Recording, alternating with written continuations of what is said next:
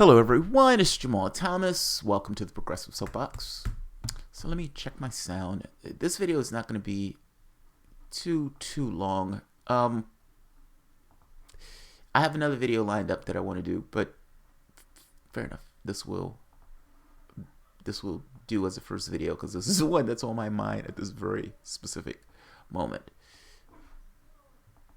Cenk Uygur gave a response to the bombing. Let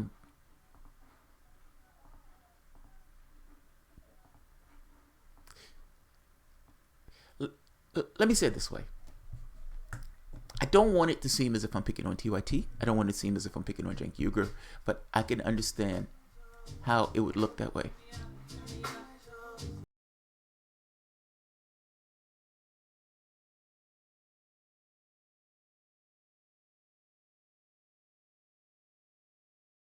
Apparently my wife's device caught onto my speaker. That's great. I don't want it to seem like I'm picking on Uygur. And I've had people send me stuff saying, I don't know what to feel about Uygur. What do you really think about it? That type of stuff. So this is my thoughts. And I'm going to show the video. Like I said, I don't want to be a long video. I think what I feel about TYT, I think is what a lot of people feel about TYT. I think they feel a certain betrayal. Now, that sounds weird, that sounds epic, and maybe that's way too epic, and maybe you shouldn't feel betrayed about anything. But in this case, I think my feeling is this lefty media outlet that was supposed to be the lefty media outlet, supported Hillary Clinton. That by itself is like, oh my God, did that really take place? Yes, that really took place. The second case is this unabashed bashing of Trump. Unabashed. Pushing him to the right. Oh my God, he's a Putin puppet. Oh my God, he's a Putin puppet. Oh my God, he's a Putin puppet. 1,000 videos a month. Oh my God, he's a Putin puppet. TYT. And Trump and Russia. Now, I say that to say that people with brains look at this and say, the reason that Republicans call Democrats tax and spend liberals is because they like this idea of kind of forcing Democrats to go against their narrative. If these guys represent the narrative that we're presenting to us, we don't want to do that. So Democrats don't want to fit into the narrative of being tax and spend. So by calling them that, it tries to push them to be something else. Hitting Trump on this Trump and Russia stuff pushes Trump in a way that makes him more hawkish with regards to Russia. I would say that the psychology of that is unimpeachable, but you can argue with what I just said. Donald Trump, now, who wants to be conciliatory towards Russia, at least based on his own campaign rhetoric.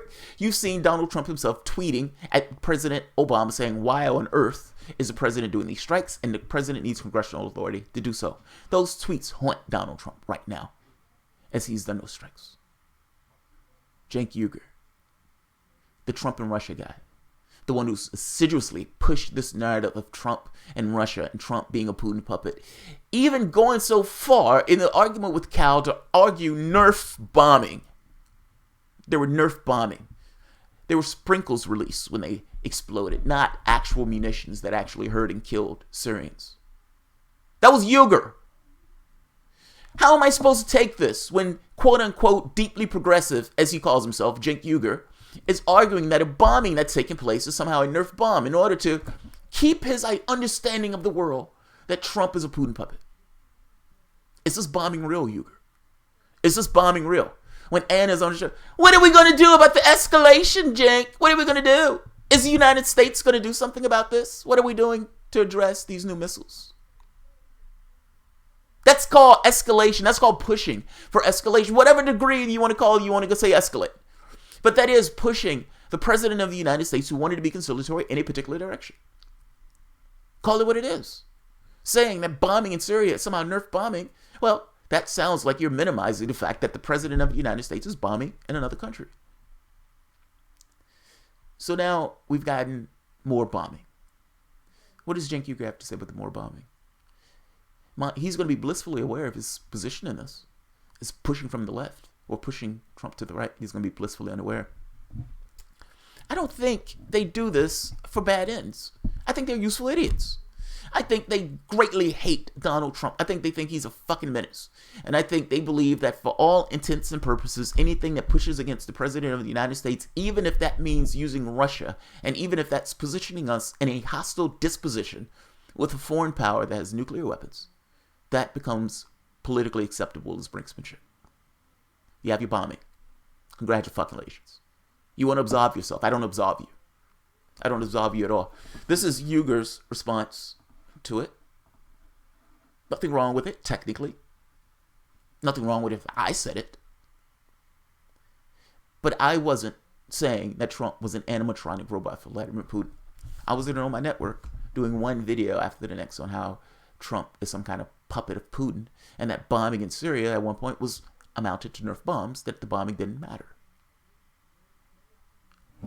Uygur response. Syrian bombing. All right, the bombing campaign has begun in Syria. Hopefully it's begun and ended. They say that it might be just a one-time thing. That's what Defense Secretary Jim Mattis indicated. Again, let's hope that's true. So, A, what do I think about it? A terrible idea. Secondly, I'm mainly relieved at so far what we know. Trump just announced it, and then we saw some bombing over Damascus, according to the reporting. We don't know what the damage is so far. But here's what they told us, that they dropped about twice as many bombs this time as they did around this time last year in responding to another chemical attack. And Trump talked about how he hopes one day we could have a better relationship with Russia and Iran. He said, I don't know if we can, but I hope we can. I also hope that. At this point, I don't care much if it's to prove it's as a distraction or it's to prove he's tough on Russia, etc. All I care about is not getting dragged into war. So there's only one curious note here, and then I'll tell you the good news. The curious note is that observers were going to go and look at the site that was hit by the chemical gas just a couple of hours from now. And right before they went to go look there, we started the bombing. Stop. Stop. Stop right there. Stop. I'm going to let you finish that thought. But why is that curious, Cenk? Why is that curious? Interrogate the feeling. Interrogate the thought. Why is that curious? Use your thinking faculties. Cenk Uygur is an extremely bright man. Like I said, he was my favorite person there when I watched. Why is that curious? Later, he's going to say whether it was the terrorists that did it, the people who were backing, or whether it was the Syrian government that did it. Cenk Uygur said he wants to get to the bottom of it. Good, I agree with him. He's a rational person in this. Now, if the terrorists did it, Cenk, and you agree, I think you would agree with me that the United States has been supporting terrorists. Britain has been supporting terrorists. If we started bombing right after, let me say it this way. Why would we start bombing when the people are going to particular regions in order to verify what took place and if anything took place at all? Why do you call that curious? I think you would call it curious because I think you, being a rational human being, don't necessarily want to go to this thing of, oh my God, maybe they faked it.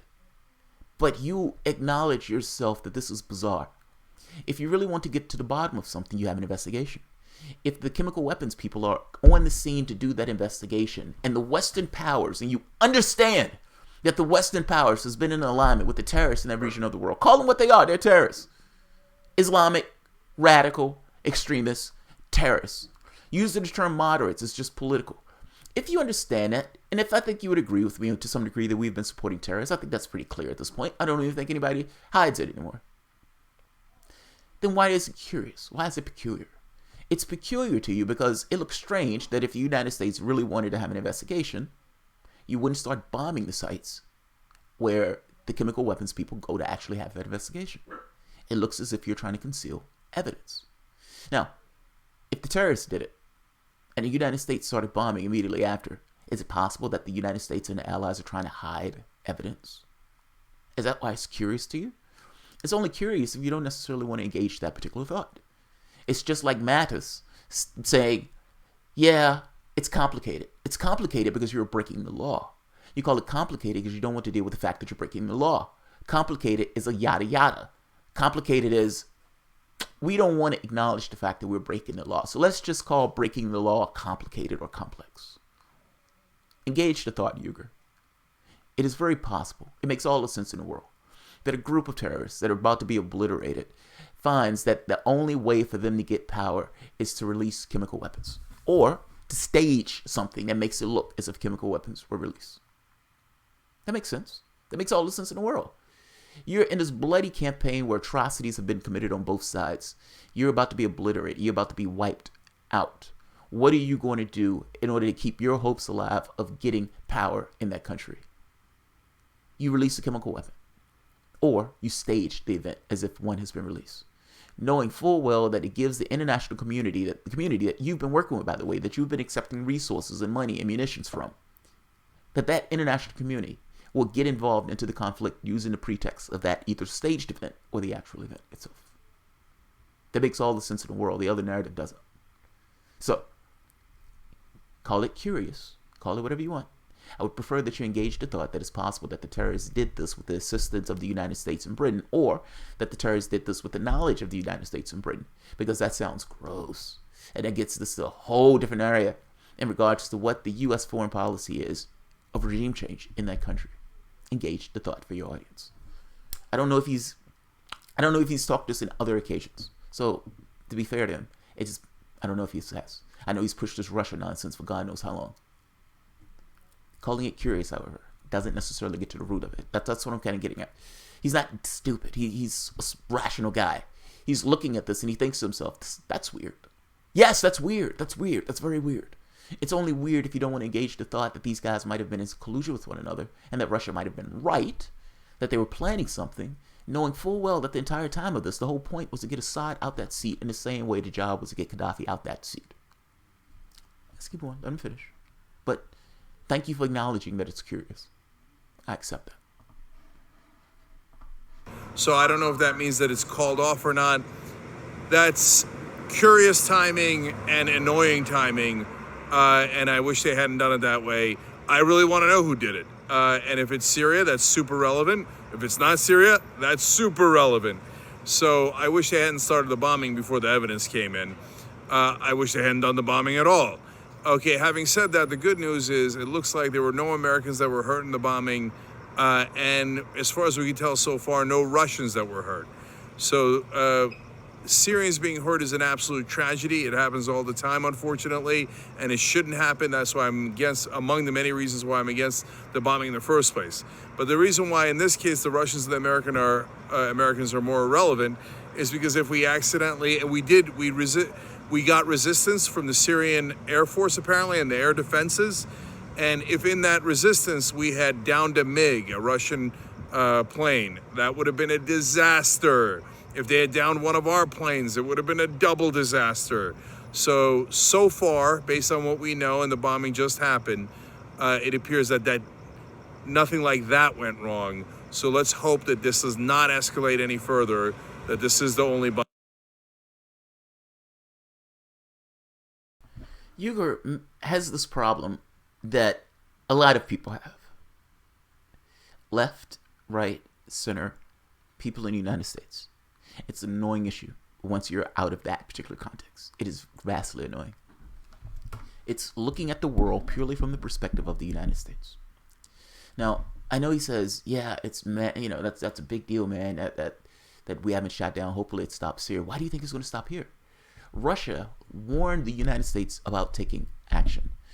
Why do you think it's going to stop here? You understand that in the same way that Russia has, or the United States said, is a red line for XYZ, Russia has also said, we don't like this. We don't want this to take place. We are warning you against this. We don't accept your theory of the case. And fact is, the United States, Britain, and France is not the world itself. Meaning, they are not a world unto themselves, regardless of how loud they want to proclaim that they're a world unto themselves. There are 7 billion people on this planet. The United States, France, and Britain are not a world unto themselves. The United States makes up 5% of the planet in regards to population. Britain and France are lapdogs. They don't even, nowhere near the population of the United States, and we only make up 5%. You're not the world. My point in saying that is, when another country says we disagree with you in regards to your theory of the case, we don't accept your theory of the case, and we think your theory of the case is bollocks. You have conflict. You have this thing where one side says this, the other side says this. Who's right? Well, that's why you have investigations. But the United States, France, and Britain just bombed those places. Why would they bomb those places? Didn't they care about the evidence in an investigation? Russia has just said to you, we will retaliate. The United States did something. They created a provocation. You're saying you don't want there to be further escalation, but you've committed a provocation. Russia is forced to respond.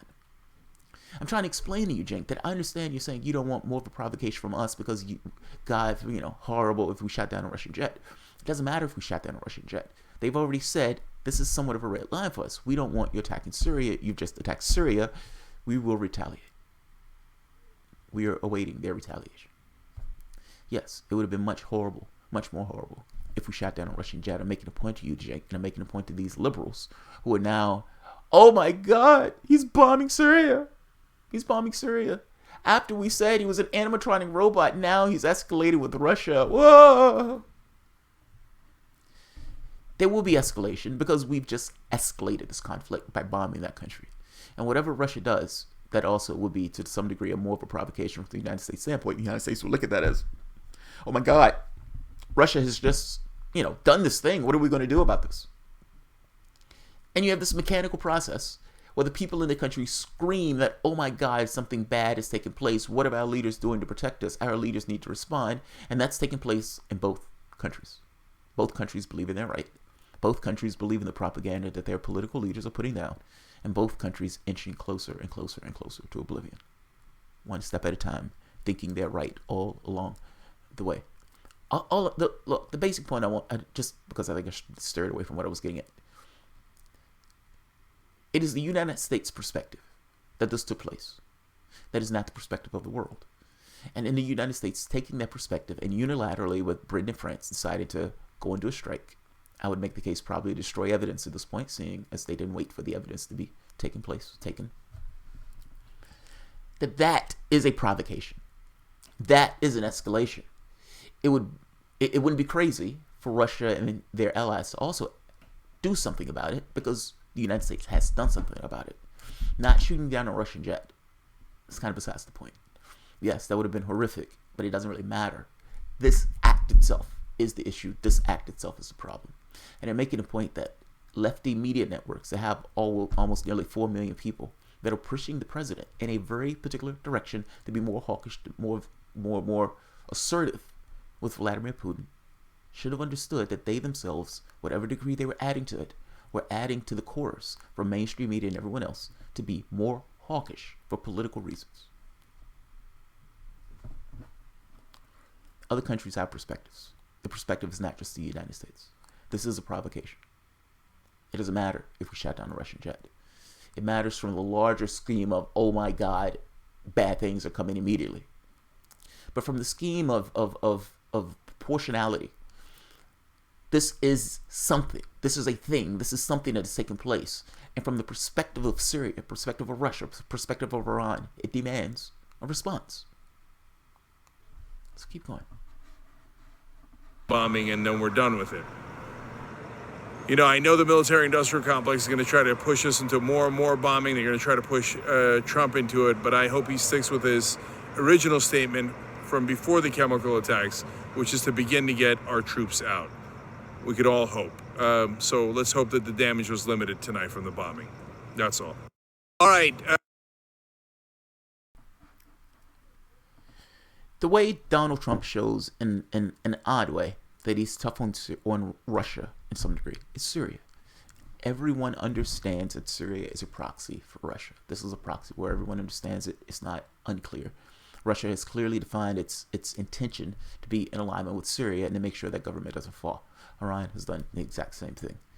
Attacking one is for all intents and purposes attacking the other members of that proxy because they've put their reputations on the line with the government. My point here is, I understand you want your troops out of Syria and everything else, but pushing Trump on Russia makes that to some degree almost impossible. You pull your troops out of Syria and mainstream media howls, oh my God, see, we knew it. We knew he was working for Vladimir Putin. We knew it. When he didn't pass those sanctions, when he didn't do this, when he didn't do that, we knew he was working for Vladimir Putin. All of this stuff, to some degree, is being used as a proxy for Putin.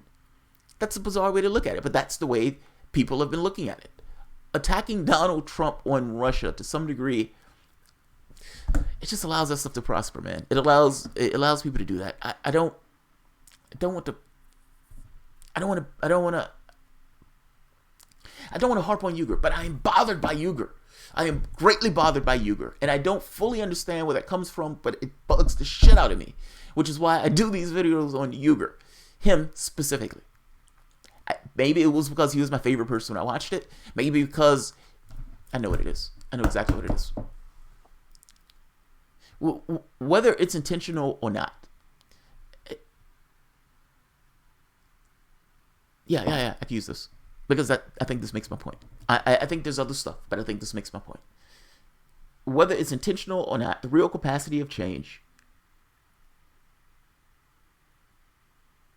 Yeah, whether it's intentional or not. Yeah, just to summarize, as the video was playing, I was writing down, I was like, why am I bothered by this guy? I took him as being brash. I took him as being aggressive. I took him as being strong. And in the same way I watch Rachel Maddow, in the same way I watch Keith Olbermann, looking at these guys running around like Keith Olbermann, doing this in his chair, being angry at Bush and screaming into the camera, his rage and frustration, at an outrage, at a moral outrage, defining it as such, a moral outrage, putting words to that moral outrage, and looking into the camera and doing it, and having the public to say, fuck it, I like that guy, he's right, or that guy's an asshole, but he may have a point. Pulling people to your side, getting opposition. I love that. So when I hear Youre being this rage and anger against the Democratic Party itself for things that they were doing that was absolutely wrong and not representing the interests of the public, I like that guy in the same way. And then that guy looked into the camera and told me that I should vote for Hillary Clinton, and I stopped liking that guy. That guy also looked into the camera in association with the Democratic Party and pushing a narrative of Trump and Russia, and I really start to just outright dislike that guy. I understood the dangers of this particular disposition. And here we are at the precipice of World War III. I ceased to like that guy. However, they want to cast themselves, what it seems to me as, and not intentional. I don't think they did this in an intentional way. But for all the protestations of these guys being the opposition, these guys being the real resistance, these guys being rebel headquarters, the rage and frustration that they allow their people to vent and they allow their people to hear is only there in this esoteric way. For all intents and purposes, they still push people into the Democratic Party. They push them into sheepdogs.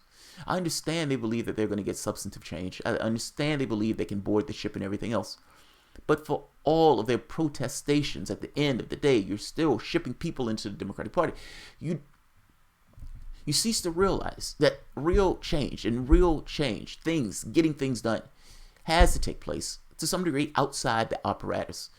The Democratic Party, full well knowing and understanding that you would never go outside the apparatus, allows them to put their thumb on you at each turn of the process, to push you away. You whine, you cry, you complain, you get on your show and bitch about common cause, you bitch and moan about this, but at the end of the day, vote Hillary. You're a known quantity. It's understood where you're going to end up. Vote Hillary. Doesn't matter what they do. Doesn't matter what they do to you or your candidates. Vote Hillary. There will always be a Cenk Uygur screaming, vote Hillary. And that's the problem. If at the end of the day, doesn't matter what they do, they can slap you, they can beat you, they can kick you, they can have sex with the maid. You walk and tell your friends why you have a black eye, that you fell down the steps, that you tripped out of the elevator, without acknowledging that you're in an abusive relationship. And regardless of him telling you that you're fat and overweight and nobody would ever want you, and you look at them and say, you're right. We will complain to our friends, we'll bitch and moan, but for all intents and purposes, you're right. We're not going to go anywhere. We're not going anywhere. I'm making a point to you that you're in an abusive relationship and that the Democratic Party if they know that you would always end up going back to the Democratic Party, then it doesn't matter that you bitch and moan. Your power in the political process is your vote. Yes, external movements, but those movements have been disbanded. There is nothing else. You're stuck in the context of the Democratic Party. That's your world, which means that you're a known quantity. You're a known quantity. I'm not saying vote Republican, but I'm damn sure not going to tell people that they should vote Democrat when those Democrats aren't representing their interests. Vote Hillary. Vote Hillary. Your rage and anger is always funneled back through the Democratic Party. You're, for all intents and purposes, sheepdogs. What Tim Canova is doing in Florida is what should be done. If those candidates who are associated with Justice Democrats, brand new Congress, or running just as against Democrats, we're going to get a blue wave, most likely. And it's going to be a blue wave of moderates. A blue wave of moderates. What needs to be done is each and every one of those Democrats that's running in that election, meaning those lefties, those progressives, 2 a.m, your God acknowledges you, and you need to respond to your God about what you represent and what you are. Those guys who would decisively say, we believe that human beings are infinitely more important than profits. If there is one man on the street, there should be no billionaires.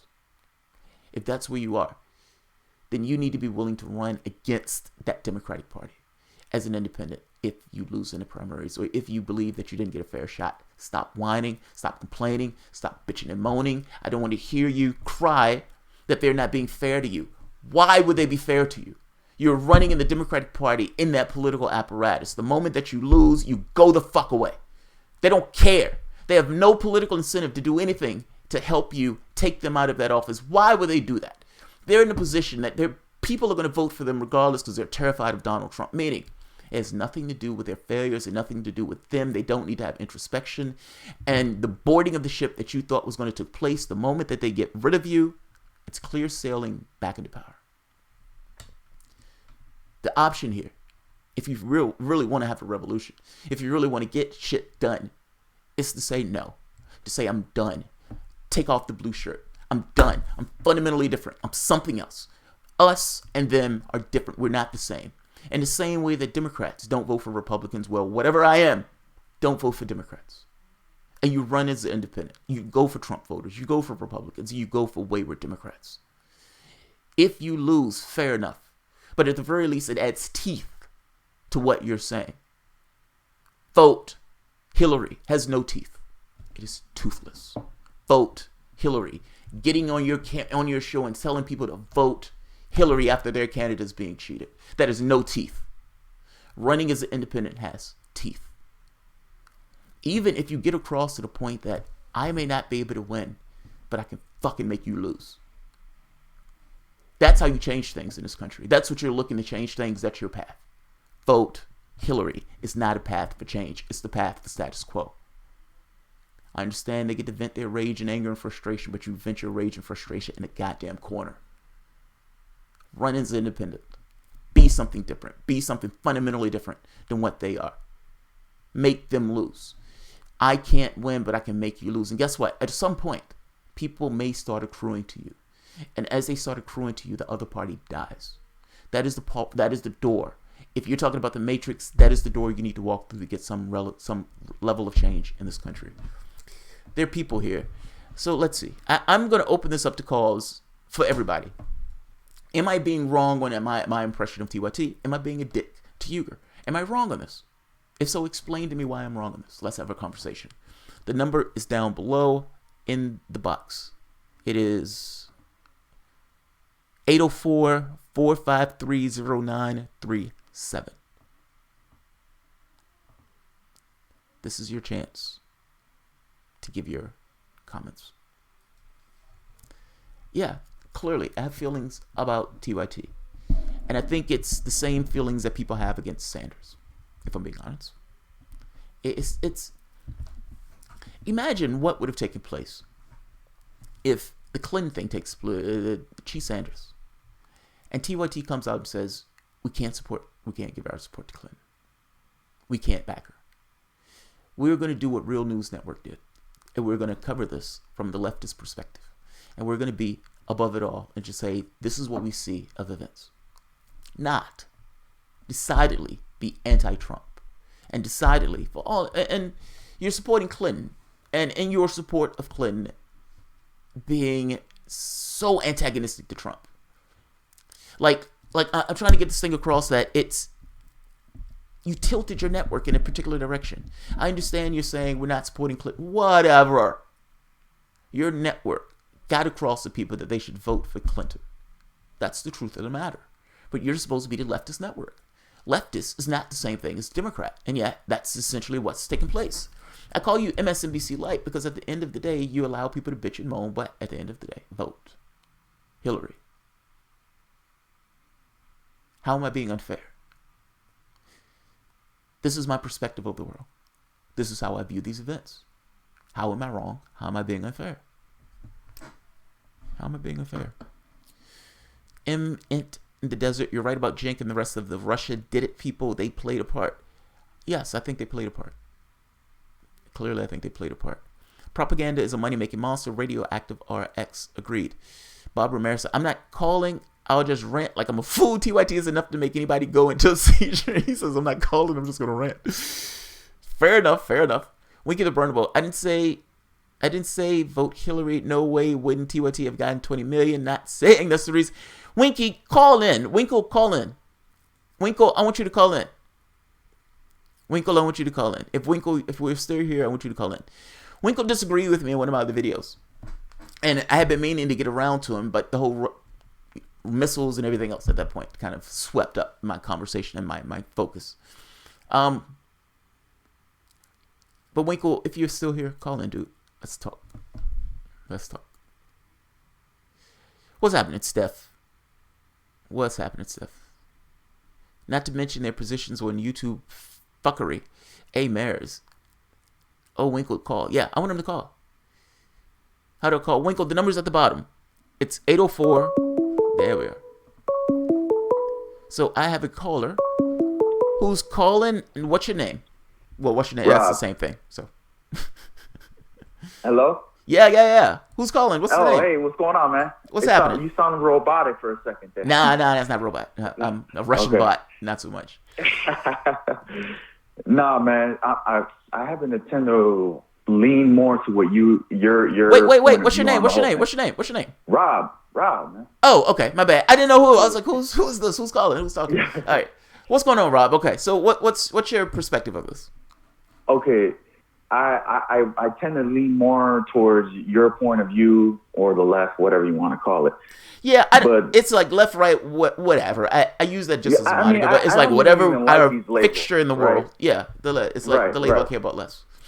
Right. You know, what I think is a norm, what should be normally done or what the government should be doing is, you know, they would label me like I'm an extreme left, and I say, well, left of what? Left of what? What do you left of what? What do you mean? You it's know? like these are perspectives that are floating in a void. There's no up. There's no such thing as down.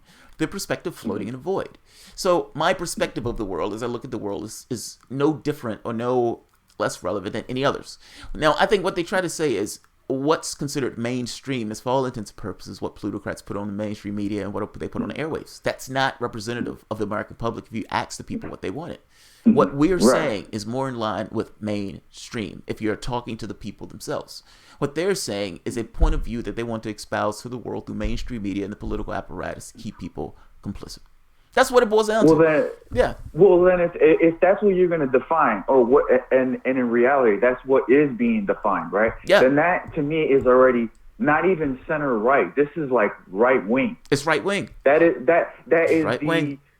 The threshold, right? Like that if you compare us to other countries, if you compare us to the right wing party in Britain, do you know that the Republican Party don't even consider the Conservatives in Britain a real right wing party? Think of how fucked up that is. Like, they're so far off the political spectrum to the left that they look at other countries like, oh, those pussies. Those pussies. Right. They call themselves a right.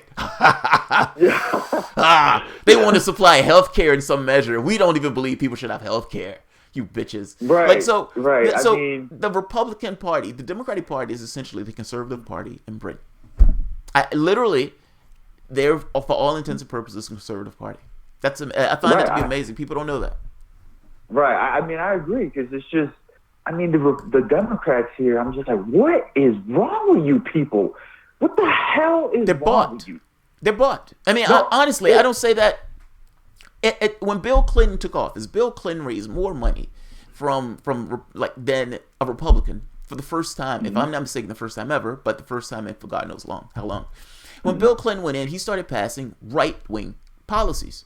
Now, I don't necessarily think it's, it's like, if I'm giving you a bunch of money, are you going to be nice to me or not?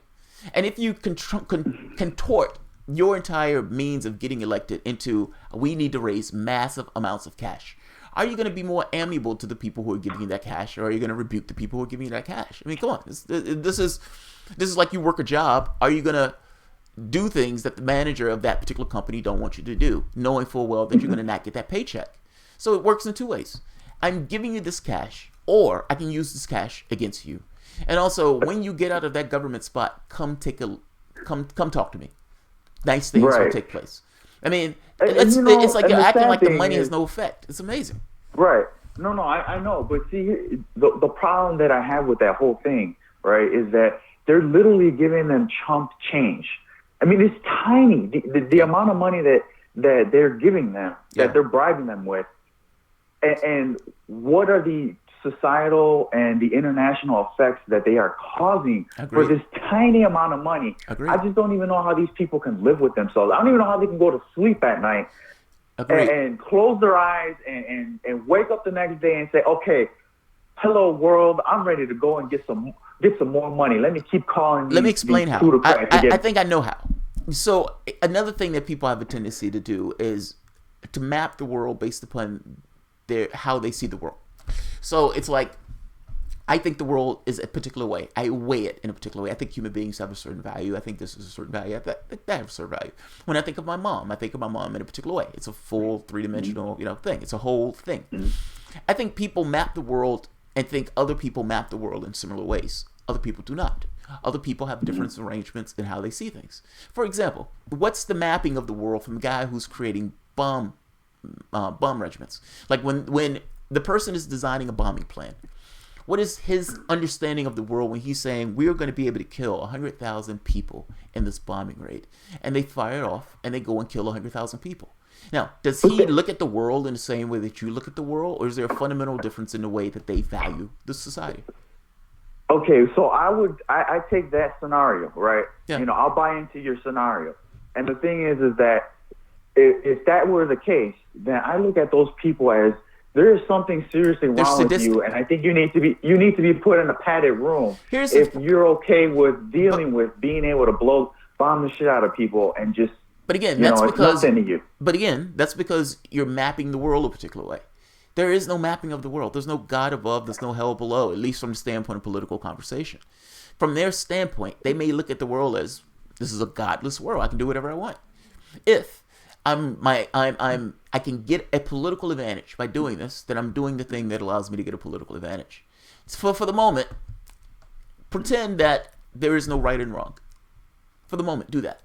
And once you exist in that space for the moment of saying there is no right or wrong, look at the world in different terms. Look at the world in political advantage, military force, this thing of how do we get global change that flows in the direction of the United States. Look at the world for the moment where you don't really care about the human beings that's in the world. They're just a side effect to you getting your ends. Now, you would say, oh my God, that person is sadistic. I would say that person realizes he can get political advantage in thinking that way. And so they think that way. That sounds extraordinarily sadistic from my standpoint. I would imagine it sounds extraordinarily sadistic from yours. But just because it sounds that way, it doesn't necessarily mean that many people don't look at the world that way in their capacity in their political office. Like Hillary Clinton. What is the perspective of Hillary Clinton giggling that somebody is getting sodomized with a machete?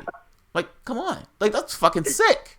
Like, she's like, oh! She was happy. And she was happy. And I've never seen her that happy in my life. Which was like, okay, you have a loose nut up there. No, but this is what I'm getting across to you. She is not unique. Like, that's what I'm trying to get across to you. The mask that Obama wears. I'm not saying that she is. Yeah. Mm-hmm.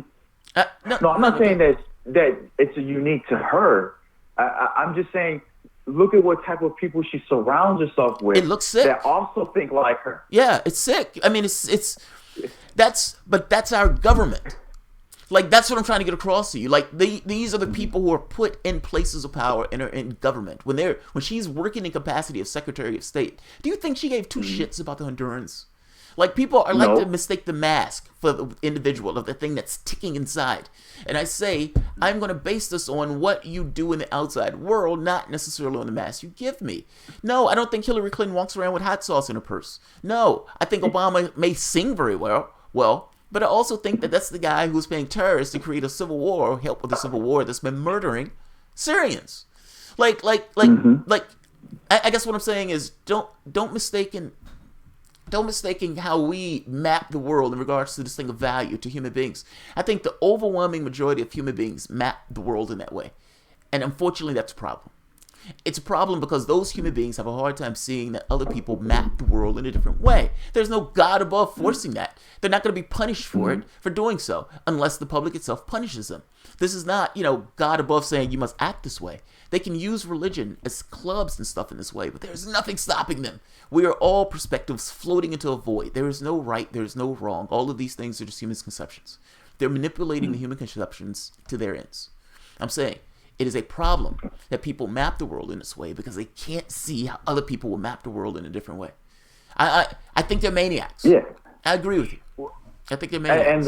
And that's where the left needs to stand up, like you've been pushing as well too on your videos, and saying that, especially somebody like Jeremy Corbyn, where he's holding his shape. He's not moving.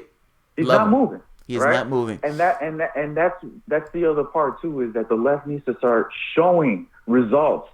And I think that's my problem with Cenk Uygur. I think that's what it is. Yeah. I feel like we are at a war.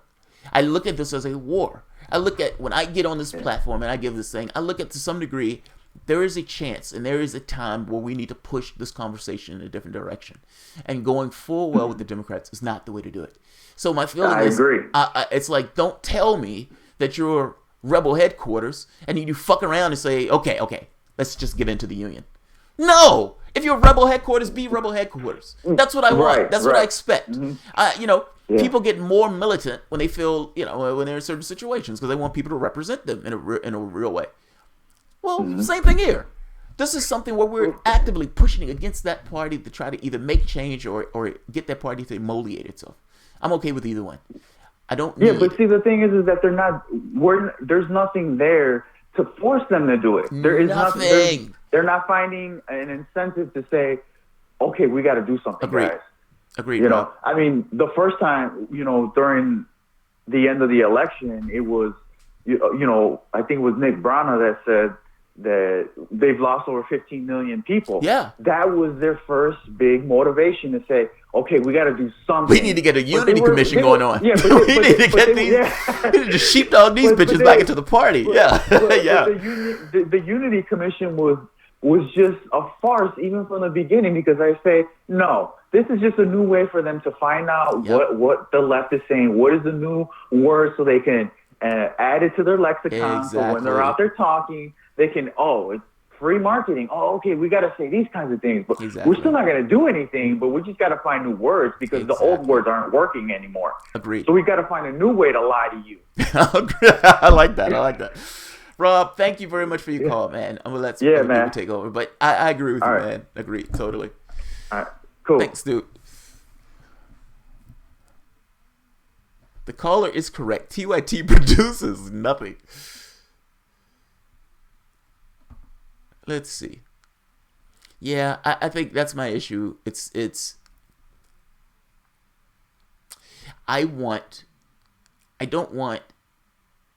Don't tell me you're the resistance and then tell me to vote Hillary. That bugs me. All right. We have a new caller. What's your name and what's the conversation? Howdy ho there, people. Hey, Jamal. Winkle, what's going on, man? It's good. So Winkle, the Bernie Bro, has a channel, and that channel has been doing gangbusters.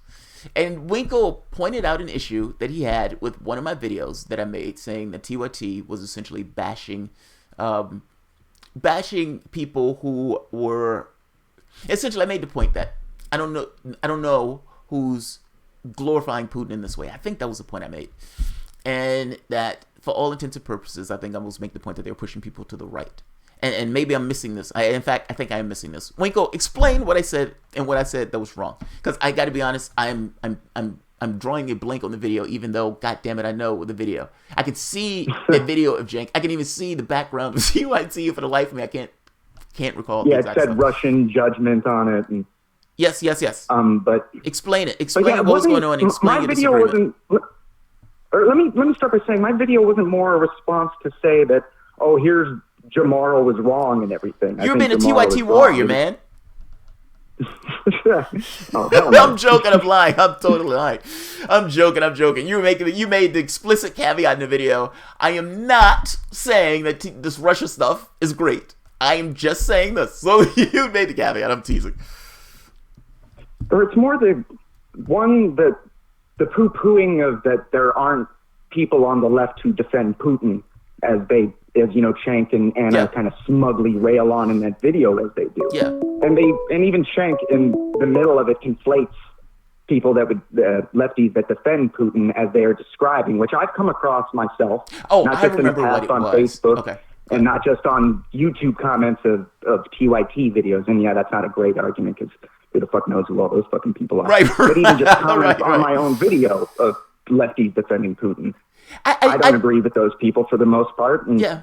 And I got that. But where I was getting at is they weren't, and there was see, now I'm rambling on. No, dude, go ahead. Smoke just before this, but yeah, you're fine. The Cenk did conflate, people that would defend Putin with people that say he's pushing a red scare. Yes. And people that defend Putin also would say Cenk is pushing a red scare. But then so are people who don't defend Putin and say he's pushing a red scare, So that I can see. But so it's also. Go ahead. Oh, go ahead. No. Go ahead. What do you think? Oh, there was also just something else I forgot to point out in the video as well as not pointing out that I've met or at least talked with progressives myself that defend Putin in the way Cenk describes, and if they do so smugly. I don't agree with the smug punching left as they were doing in that video either. But there was something else I thought of that I should have mentioned. So the story they were covering, about a anti-gay Putin ad. Yeah, we were saying our thing was something. Covering that in and of itself is not Russiagate.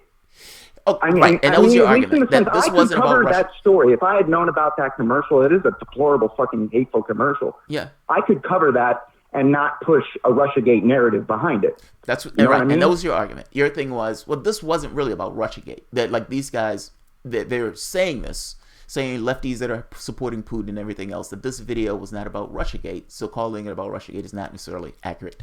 Here's the thing. I watched the video and I said, kind of agree, kind of disagree. And this is my. So let me err on the side of the disagreement. If I constrain what I'm thinking about meaning the TYT stuff to a very specific point and say they're covering something about a gay video, and see, I can't believe that lefties would defend this guy. I can't believe it. How dare lefties defend this guy? Now, I don't know any lefties that defend Vladimir Putin and the Syrian thing. I know nobody in the media that does this. The media is their landscape. Now, if you're saying that there's a random guy who's tweeting something to them supporting Vladimir Putin, okay, but is that guy indicative really of the lefty media and the lefty establishment of sorts? The lefty thought on this, for the most part, that I've seen or that I've heard has been, yes, these are bad guys. I agree with you that they're bad guys. But bad guys is kind of besides the point of whether or not they are doing the things that you're saying they're doing. That's usually the division that people make. Like, the division is not necessarily a defense of Putin or Assad. It's more so of, we have a certain law in this country, and you need to make sure that what you're saying is correct, and you need to define it and make sure you can enumerate it and prove it. We need evidence, not your assertions. That's always a caveat.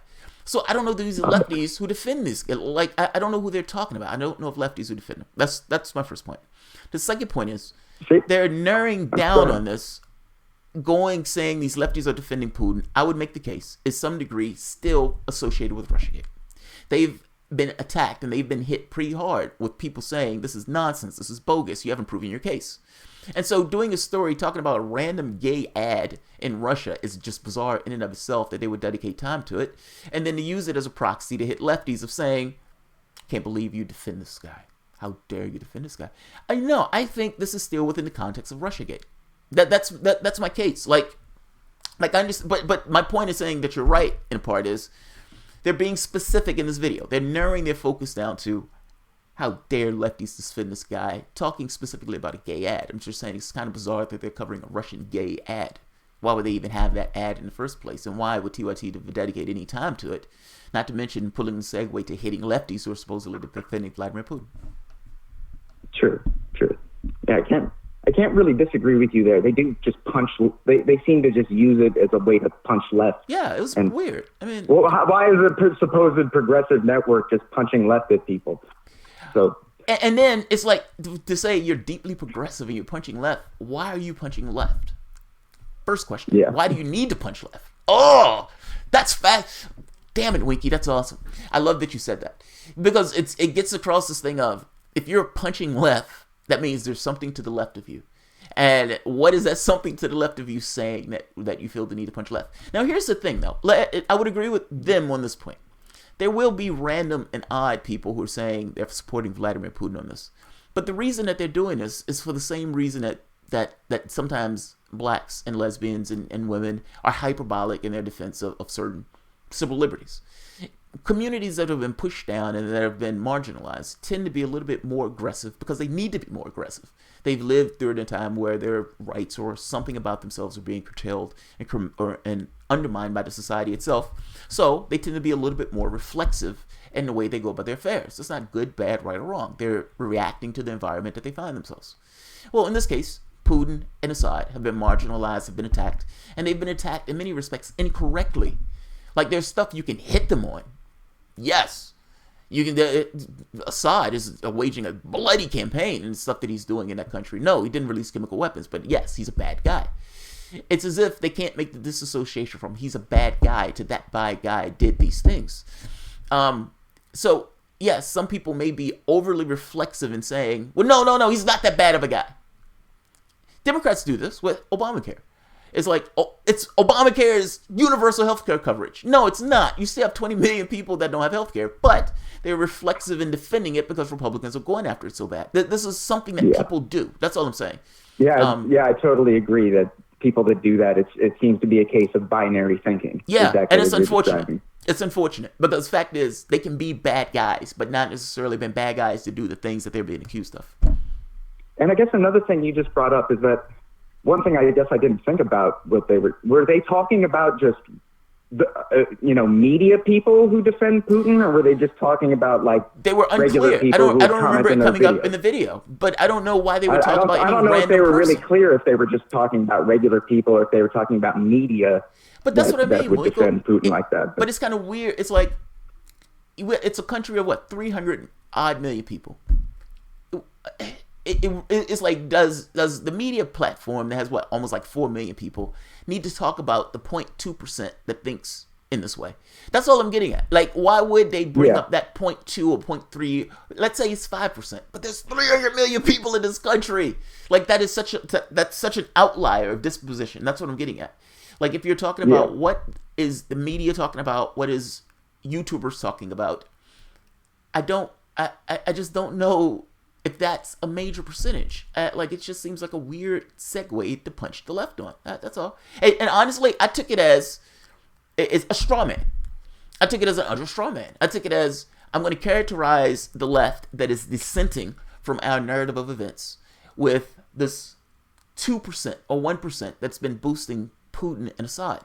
Like, it's like, but why are you characterizing the left that's disagreeing with you with that bunch? Like it's like you can find a small percentage of anything. How many people think the world is flat? Am I going to use the flat worlders? If I'm having a conversation about something else. Apparently that number has been growing as flatter. No shit, seriously? Seriously? Oh, that's sad. From what I've heard. That's unfortunate. That is so unfortunate. Man, that's unfortunate. The institutions, man, their failure is a problem. It's because, I would think it's because of the decline of trust in, It is. No, yes. That's exactly what it is, exactly. Winkle. That's exactly what it is. That's exactly what it is. Winkle, I'm going to put your link in the bottom so people can find you. I've enjoyed your channel. Like, I've watched your videos, and I've laughed my ass off at the way you would go through your news stories. So, yeah, man, I appreciate what you're saying. That specific video was not exactly talking about Russiagate. I would make the case that the way they used that video was in order to hit the left that was pushing against their narrative. I guess I was just wanting to respond more to people that are saying they don't know anybody on the left that defends Putin. And I'm just like, well, there is. It's a small freaking percentage of people, but there is. Who on the left is doing this? I'm curious about these people. It's still a straw man because they are such a small amount. They're such a small percentage. Like I've seen people who call themselves, like, every so often I'll see a random person on Twitter that says something like, this great man Assad. And I'll be like, I don't know what the fuck you're talking about. Now, that being said, I can still say Assad didn't do this, while at the same token acknowledging this was a bloody war that this guy is waged, and he is an autocrat and a dictator, and he goes against ideas of freedom. You can do both. So yeah, I took it as a straw man. But I feel your point. I do feel your point. In that specific case, when they narrowed their focus down, they were talking about that small percentage of people. I don't think they were, but I take your point to be fair. I saw your video and I was like, do I agree with him? I had to think for a moment. I was like, is he right? And I started thinking, you don't know, it took me like 3 hours to pace and think that out, because I'm like, wait a minute, I know we're missing something from this. But I need to, talk this out just the right way. And I didn't even do it right the first time. I made a follow-up video. Yeah, I thought about it. I was like, is he right? And it took me a day. Like, it literally took me a day. Because my first thought was like, maybe he's right. Maybe he has a point. And then as I was thinking, I was like, but wait a minute. What percentage of people are doing this? That's where I started to fall in. I was like, what percentage of people are actually doing this? And if that percentage is so small, why are you using this minor percentage as being, here's the group? Like Fox News does that sometimes. Fox News will say, the Black Panthers are invading the voting booths. Yeah. They're doing this to scare the shit out of their audience. And it's 3 guys. Like, it's 3 guys at one polling. Definitely a straw man. And you're like, come on. Come on, dog. So when TYT is doing this, I'm like, wait a minute. They're doing the same thing. They're pulling the Fox News. The Wiki, thank you very much for calling in, man. I appreciate it. And I appreciate your videos. Guys, no problem. Please check out Winkle. Good discussion. Yeah, Thanks please so check much out for Winkle. having me. I think we still have a good crowd here, Winkle. So that plug, I'm hoping, goes to a decent number of people. Yes, we have 183 people here. This is great for me. So yeah, nice. Check out Winkle, man. Right. Thanks, dude. I appreciate it. Have a good one, man. You too. Peace. Let's see. All right. Is there anybody else? Kush Clark Austin. I love how passionate Jamal is about this shit. It could be 3 a.m. and he'll go live. I respect that. Look, I enjoy it, man. You're supposed to. I get the privilege of doing this, so I enjoy it. Hello, what's the name and who's calling? Hey, Jamal, it's Doug. How you doing? Oh, what's happening, Doug? So what's on the topic list for today? Oh, man, I got so much on my mind. I'm actually really excited to be on your show. Big fan. I think you're doing amazing work, and these questions that you bring up are so timely. Ah, thank you, man. I'm calling up from in Canada right now, and was disappointed to hear that Justin Trudeau supported the actions of the West, and thought that I'd call in. And, the stuff that you're talking about, I think that an important thing to remember here is that, this is a convenient narrative for Macron, who's seeing his disapproval increasing. There's massive strikes going on in his country. Yes, just to be and explain that to the people themselves. Essentially, there's massive uprising in France dealing with labor. Macron has been putting in one policy after the next that's been attacking labor. And France, anything that takes place in France, they strike. They're not like the United States where they're not unions and everything else. Those guys strike and fight for what they believe they're warranted as a society. And understand, your societal identity, in many respects, makes this determination on what you're willing to accept. France says, we're not willing to accept to take a back seat. And Macron got into that office, he started bashing labor, and they said no. And they are bringing that shit to a standstill. So France is in an uprising. Britain is dealing with their own issues of Brexit, meaning they don't have a solution to the hard border in Ireland. They've been asking Theresa May over and over again, what are you going to do with it? The EU right now is talking about maybe we should just annex Northern Ireland. We should just take that from Britain because Britain doesn't have a choice, a decision, and this is just an option that we can take. Those countries are in fuckery right now, and Donald fucking Trump. And so I think it's we're seeing a total delegitimization of Western democracy. There's obviously a huge number of issues in the U.S. right now. Yes. And then without even tying this Russiagate stuff, and I find all of that very interesting with, the last caller talking about Putin. Yeah. But without even bringing that into the case, we have Seymour Hersh with his 3 articles. Yes. Robert Perry, rest in peace, from Consortium News, has a couple articles talking about the holes in this case. You have both Mattis and Pompeo on record asserting that they don't have evidence. Yes, preach. Talking about how they gave weapons to ISIS. The OPCW oversaw the destruction of chemical weapons. And wait a minute. Wait. Stop there for a moment. Put a pin in that shit. We've given Mattis and Pompeo, we have no idea what took place last time, even though we did strikes. We did strikes, but no, we don't know what took place. And then the United States and Britain on record giving weapons to terrorists, to ISIS. Exactly. Like they didn't just give it to the moderates; they spread it across the board. Continue. I'm sorry, I don't want to interrupt you. I just wanted to put a pin in some of that because some of that needs to be underlined to saying this is fucking outrageous. It's outrageous, and they talk about we should be supporting the Free Syrian Army, but there's as documented by Human Rights Watch, there's questions about these soldiers these rebels tearing out the organs of soldiers and eating their hearts. Yeah. I'm not even joking. You can check that out on the Human Rights Watch website. It's up there. And by the way, even if they weren't eating hearts, even if they aren't, they're it's like committing even atrocities. if they aren't eating people's hearts, should we be Even if giving they aren't, weapons they're and still munitions and messed up. support to terrorists? And we're supposed to trust the Syrian American Medical Society and the White Helmets. And we're paying but all for of some them. reason, for some reason, we're supposed to just look past this and think that Cenk and influential people like George Monbiot at The Guardian, who was just recently exposed by Tim Hayward, are deeply, what are we supposed to think of these guys who just look past all of this information that an idiot like me can find out on the internet with a quick Google search? You know what's funny? In that video, Cenk says, it's curious that they start bombing when the people are there to actually do an investigation. No shit, Cenk. Oh, very. No shit. You think very so, curious. Yeah, it's no shit, Sherlock. It's very curious. And so it's funny to me, it's not enough for me for these, liberals to come out and say that they don't support these bombings. Yeah, now they don't. De facto manufacturing support for this kind of bullshit, right? Yeah. I mean, they're asking us to make moral assessments without regards to facts, power, geopolitical and economic interests. They just want us to believe them. And I can't believe that, I don't know, man. We're just sold a bill of goods. And by the way, they selective justice. They would literally look at, they would say, we don't like that guy. That's a bad guy. Then Saudi Arabia, well, we don't necessarily pay too much attention to that. Israel goes out and commits a war crime, shooting in an open crowd. Everybody knows they committed a war crime, and everybody shuts the fuck up. Chris Hayes, good job, Chris Hayes, brings it up. But the West and the media in the West, silent. They don't say squat. They make these moral assessments on things that need to take place, but they make them in very selective ways. Meaning, if you're going to make them in selective ways in this way, you're bullshit. Absolutely. Are we going to drone strike Israel? Do we need to drone strike Jerusalem? Is that what needs to take place? I mean, they're fucking shooting protesters. Oh my God, they're shooting protesters. What are we going to do about this? This is an outrage. This is a moral outrage. We need to bomb Israel. That's not what they say. That's not what they say. It never comes up. They don't do that. They don't do that.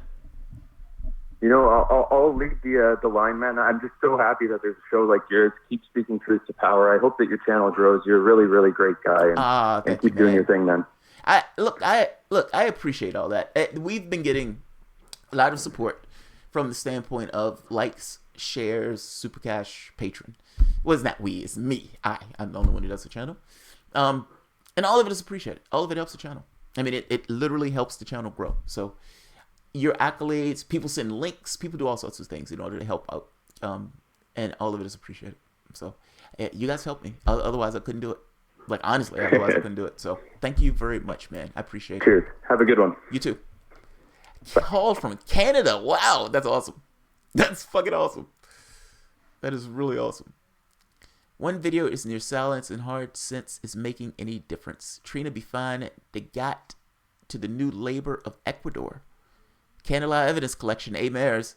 Can't allow evidence collection. That's where it is. That's exactly where it is. Mueller, who was a spook to begin with, allows the establishment spooks to leverage and control Trump. An investigation would happen suddenly reveal things. Hello, what's your name? What you want to talk about? This is Luca. What's happening, Luca? What's going on, man? Well, I just wanted to disagree with you on a point. Hit me. Go for it. I understand, I guess, from a civil point of view, and you like to say that even though you disagree with some people, you consider them in your sandbox. Absolutely. So you're trying to give Cenk the benefit of the doubt, and I guess that's an admirable quality in general. Go for but it. Here, okay, I just want you to consider some things. Cenk is not an honest actor. Okay. Do you remember back in March of 2017? I know it sounds like a long time ago now, but when Cenk and Nomiki Kant debated Michael Tracy and Jordan Sheridan on the subject of Russia collusion, with Trump collusion. Remember that? I didn't see that. Go ahead, tell me, explain. Okay, well, I think a lot of people have seen that who are probably in the chat, and it was pretty devastating. I mean, basically, Michael Tracy just pretty much single-handedly kicked Nomiki's and Cenk's ass for like an hour. And finally, they just had to wrap it up. And how did Cenk respond to that? Did he admit that he was beaten? He attacked Michael Tracy in one of his videos. He attacked Tracy. Yeah, how many times have you seen Michael Tracy on the main channel since then? Right. That's how he responded. And then just he a couple months Michael later, Tracy. I remember the video. He attacked Tracy.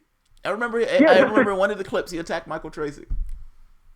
Just a couple months later, he attacked Michael Tracy, made fun of him, didn't actually refute any points, just made fun of him, and continued to use the same talking points that Michael Tracy had refuted in that debate.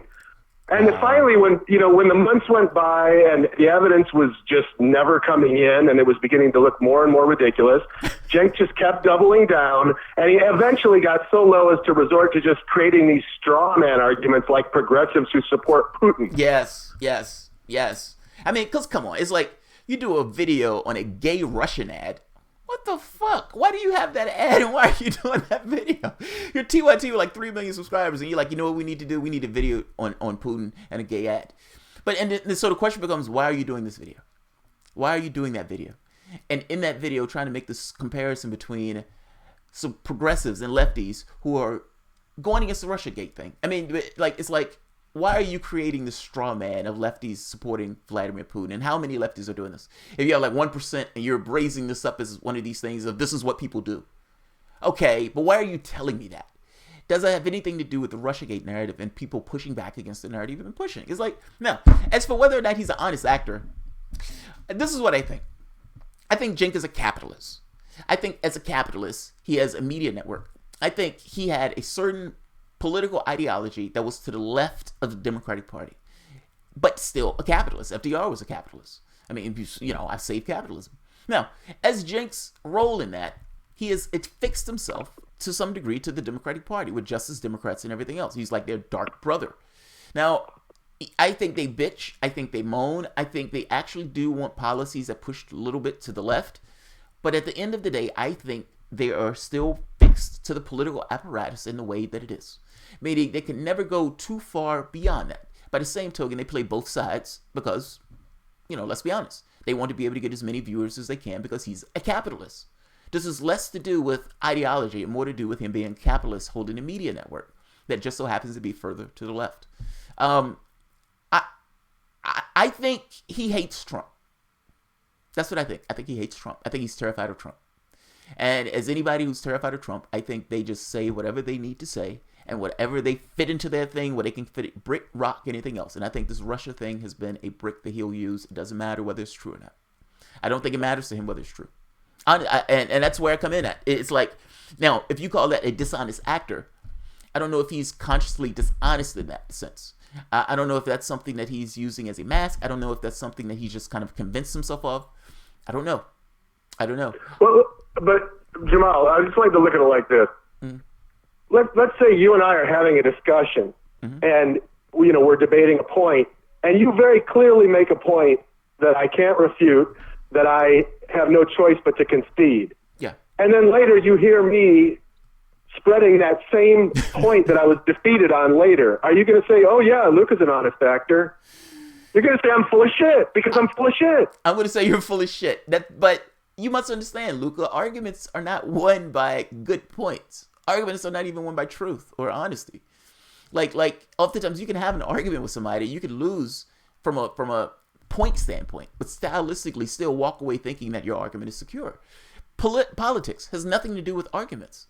When is the last time you've heard and I guess what I'm saying here, Luca, is you're absolutely right, but the fact that you're right doesn't matter, if that makes sense. That sounds bizarre, and that's a problem with us in the way we've organized ourselves, that's true. But when is the last time you've heard a political point? They're on the well of Congress, and they're like, they're screaming with fire and fury. Then the next guy comes out, and then they just keep their points and they walk away. No one is coming to Congress and saying, you know what, you're right. I agree with you. You're right. I had a different idea in my head, and you made such good points on the floor of Congress that I agree. That never happens. That never happens because the argument doesn't matter. The argument is just there purely as a means to an ends to get people who agree with you to say, well, somebody has an argument about it. I can fall in line with that argument. The argument has nothing to do with it. Only thing that matters in politics, what do I want to accomplish? And you create your argument around that. That's it. I completely get the point you're making, but what does that have to do with being an honest actor? I mean, you're basically, what does the term intellectual honesty mean then? He's not honest. That's fair. He's not intellectually honest. But I guess what I'm getting at, Luca, is do you think that's conscious? If lying requires conscious intent, right? I mean, because that's what we're talking about. Conscious intent. Is this person consciously doing this, knowing full well that what this person is doing is false and lying, or is this person kind of acting in this kind of unconscious way about his affairs? So you're saying that he unconsciously decided not to have Michael Tracy on the main show anymore? Oh, I see. No, he might have just disliked Michael Tracy because Michael Tracy was pushing a line that he disagreed with. But again, is that dishonest? This is what I'm getting at. Like calling somebody, like to say, but I give a perfect example. In the UK, where I always want to call that man Gordon Brown for some reason, because Boris Johnson. Boris Johnson comes out and says, I know it was Putin. Putin did it. Not just Russia, not just highly likely. He did it. I know he did it. And I had a conversation with a scientist at Portadown. The scientist at Portadown says, I have no idea what Boris Johnson is talking about. We have no idea where these comes from. Boris Johnson has just lied. There is no rationalizing his head. No, he lied. He said something that was fundamentally completely untrue. Now, let's go to Cenk. Cenk has a conversation, an argument with Michael Tracy. Cenk disagrees with Michael Tracy. What Michael Tracy might have been perfectly true, but Cenk still found things in his head to say, yeah, but those are Nerf bombs. Now, Cenk may have go with that point of Nerf bombs because that allows his perspective of the world to remain secure. Now, is he lying about that? Like, do you know? Are you getting what I'm saying? I'm making this distinction between he disagrees with Tracy. He doesn't like what Tracy is putting out, so he gets rid of Tracy. But that's different than Tracy is telling the complete truth. I agree with Tracy, but I am going to disagree with him on the air. Those are different. Like one requires a certain conscious intent. I'm saying you can get rid of Michael Tracy because Michael Tracy disagrees with you, and I dislike the fact that he disagrees with me. Now I dislike him because he's disagreeing with me, so I'm getting him off my air. But that's different than Michael Tracy is telling the complete truth. I agree with Michael Tracy, but I need to push a particular line. Well, Jamal, why couldn't he have Michael Tracy on the channel again and disagree with him again? Because Michael Tracy annoys you at this point. He annoys you at this point. But no, I agree with you on that part. It's like he's making me look bad because what he's saying. Like, it's almost like saying, I kind of feel like what Michael Tracy is saying has legitimacy, but I don't want to deal with that honestly. Now, that becomes how much... Luca, I know where you're coming from, man. I can't... It's funny. I disagree with you, but I can't disagree with you. I guess that sounds weird because it sounds like I'm saying two separate things. But I'm not saying two separate things. On me. No. I'm because I fold on this thing of does lying require conscious intent? And I can't say as a flat fact that he's showing conscious intent. People often rationalize things. Like, is rationalization a lie? Like let's fight on that front. Is rationalizing something a lie? Now, if you say rationalizing is a lie, then you're right. If you're saying rationalizing is wrong, then I'm right. That's where the fight is. I think that's where the fight is. Am I wrong on that? Is that the crux of the issue? Because at the end of the day, at most we can say maybe he's rationalizing these events. And if he's rationalizing these events, does that constitute him being dishonest? That's where I'm at. Well, I don't want to stay on any longer because there are other people I'm sure who want to call, and also you have a super chat that I don't want you to miss. So I have a super. I will get off the phone. I'll let anybody else who wants to call carry on this argument. But I just think that you're giving Cenk a little too much credit for good intentions when, in point of fact, he is extremely manipulative, and he has a particular narrative he wants to get across.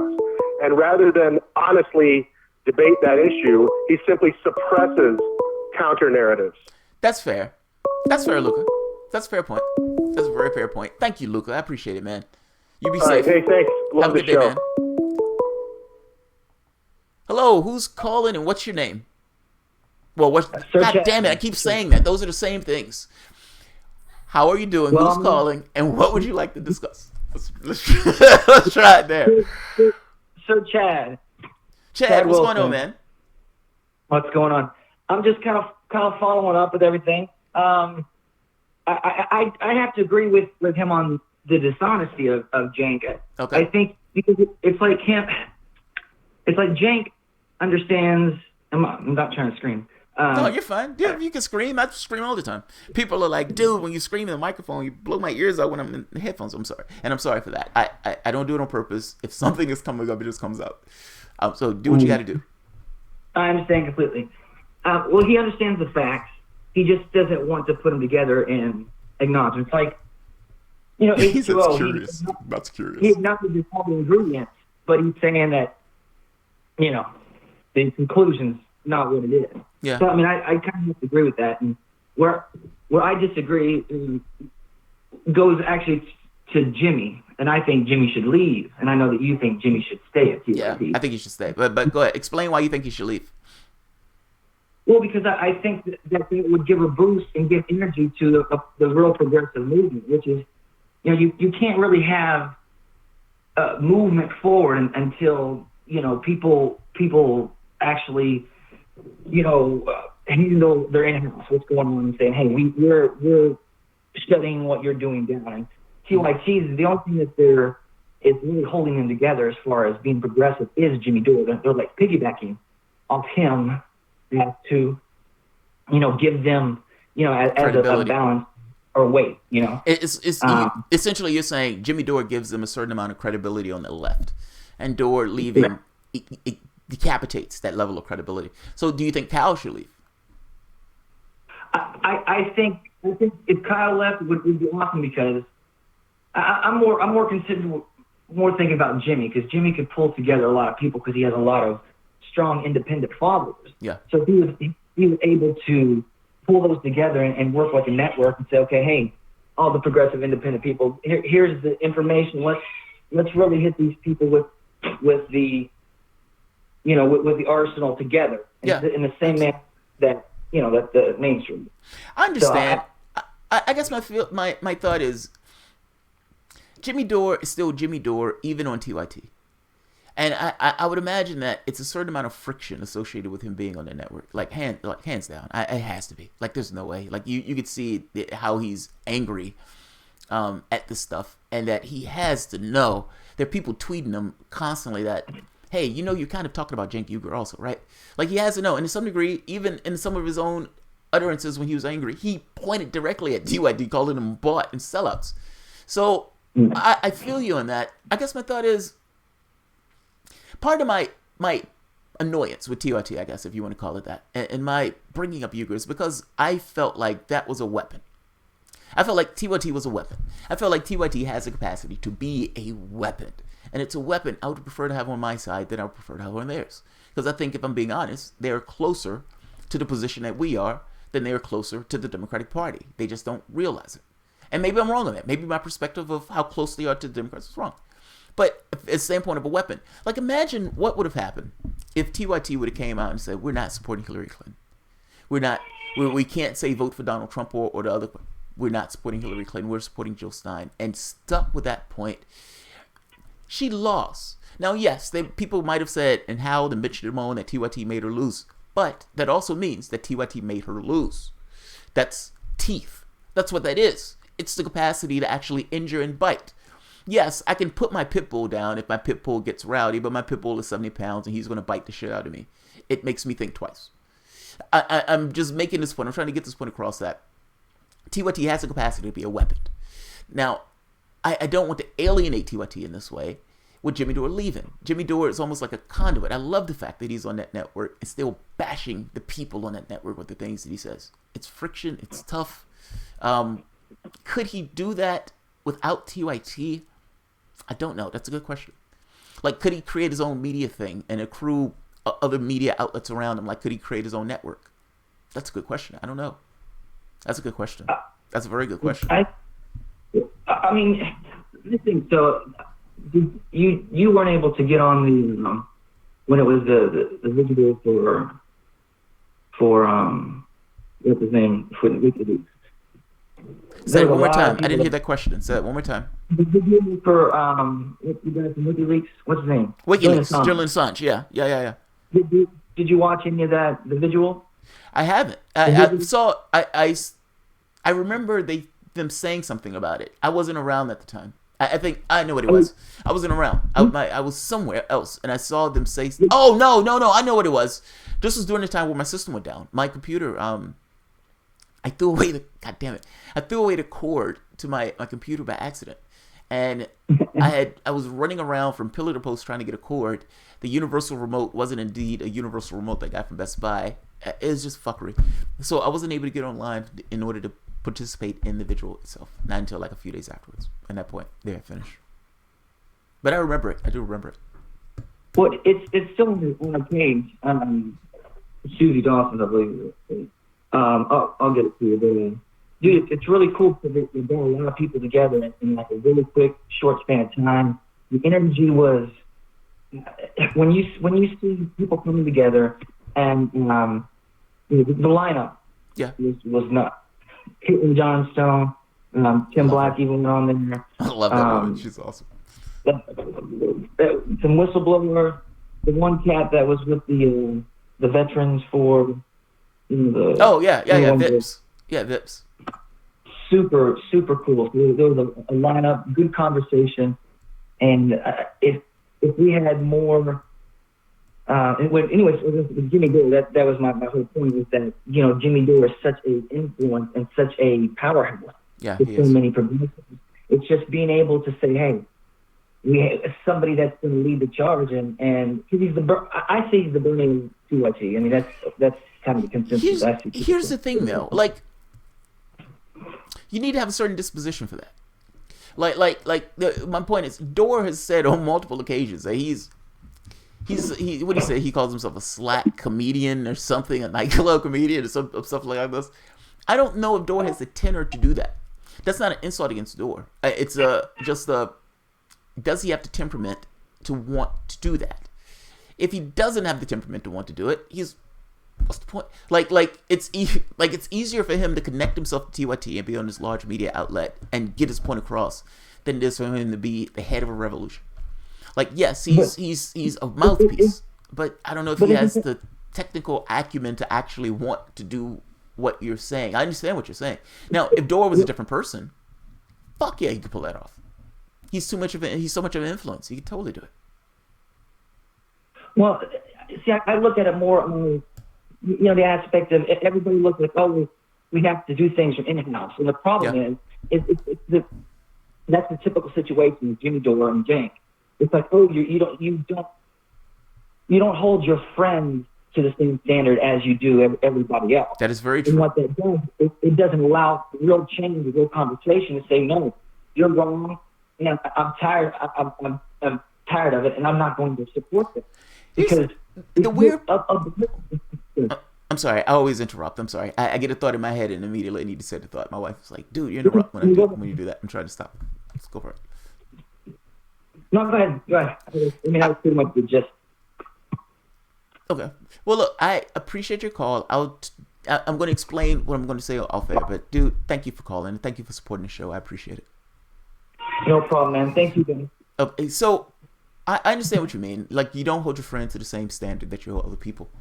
But let's be honest. When you're hearing him going on those rants, and he's talking about whatever he's talking about, but he goes into this sharp, angry rant. And in the rant, he communicates right much, and he's right about what he's communicating. Are you doubtful, or anyone is doubtful in any way that he's talking about TYT? Even if he's being sharp in the way that he's going about it, people realize and understand who he is talking about. So, what's your name and what's the conversation? Hello. Okay, I think that person still had the video up and didn't realize they were on the line. Let me take some Stephanie Chateau. We all need to give Cenk an intervention. This is a super cash comment. We all need to give Cenk an intervention. I agree, Stephanie. Ginger Beeler. Thanks for allowing different voices and bridging the left-right divide. Thank you, Ginger. And I do want to bridge that divide because I don't think that divide is as expansive as we think it is. I don't think it is. I think it may be expansive to some degree in media, not in real life. I don't think it is in real life. If it was in real life, I would not have Trump supporters on my channel. I'm going to enter this because we've gone long, but I think this boils down to trust. I think it boils down to trust. I think the problem with this is people have been lied to for so long by their political parties. I think the media has spun things in a particular way for so long that people have lost legitimacy. You ask the public what they think of the media and what they think of the politicians, it is abysmally low. It is embarrassingly low. So you can have somebody like an Alex Jones say something, they're lizards, aliens eating people, and people will be like, maybe that guy's right. Maybe the guy has a point. It's because the other institutions have lost their legitimacy to such a degree that everybody, for the most part, has become this kind of, it's all even. That's their failure. That's not the failure of the public itself who's looking at that stuff. That is the failure of those institutions. When you see Fox News and MSNBC, they're canned actors. They're giving you news. They're giving you propaganda from the standpoint of the Democratic and Republican Party. They're governmental talking points. There's just like RT, just like BBC, just like whatever other state-run media organization.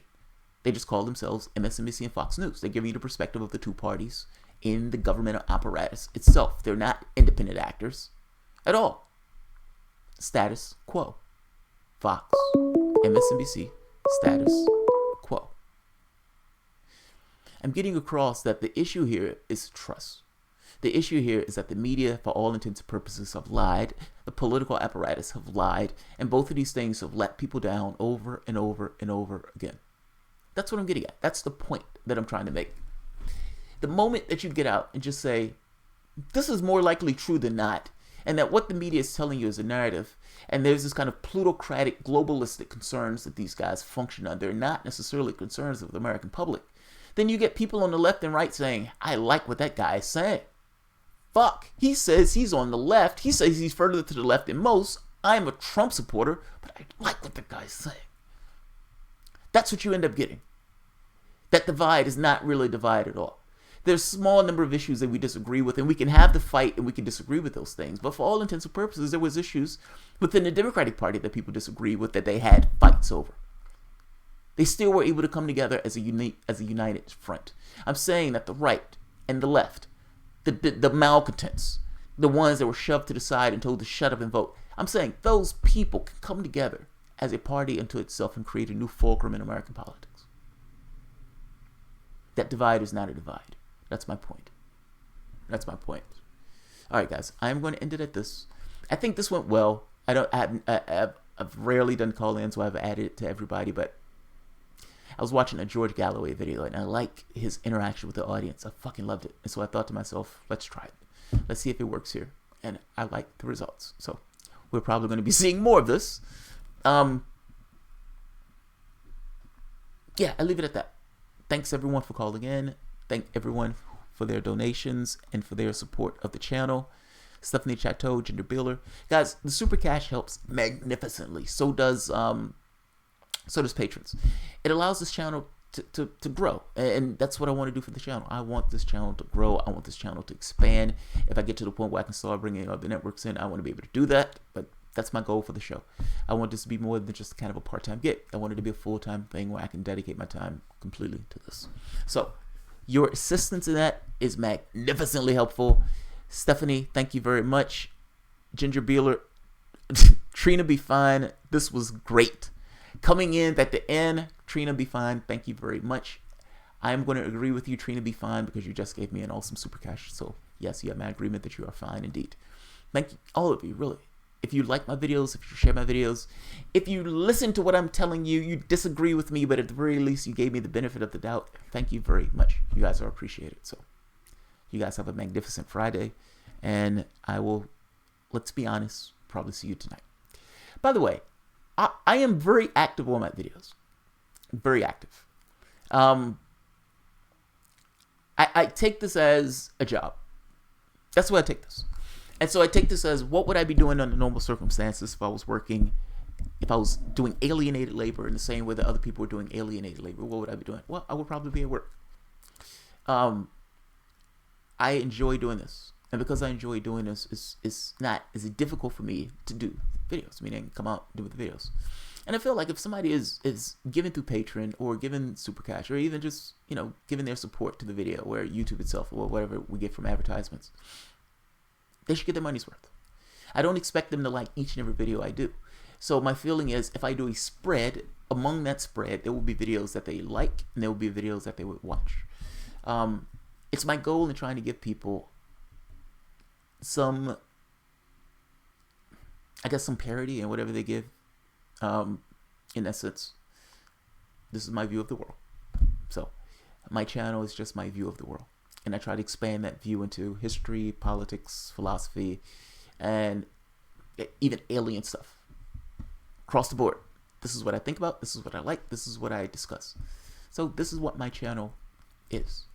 There will be times where you're going to disagree with me. And I open my phone lines. If you want to disagree with me, take the piss out of me. Have that. Let's have the conversation. Be civil, either in the chat and everything else. But yeah, I'm open to those type of conversations. So I want to thank everyone for their attention. I want to thank everyone for coming and joining. You guys are magnificent, and you guys have an awesome fucking day. I will probably see you guys later tonight. Thanks, everyone.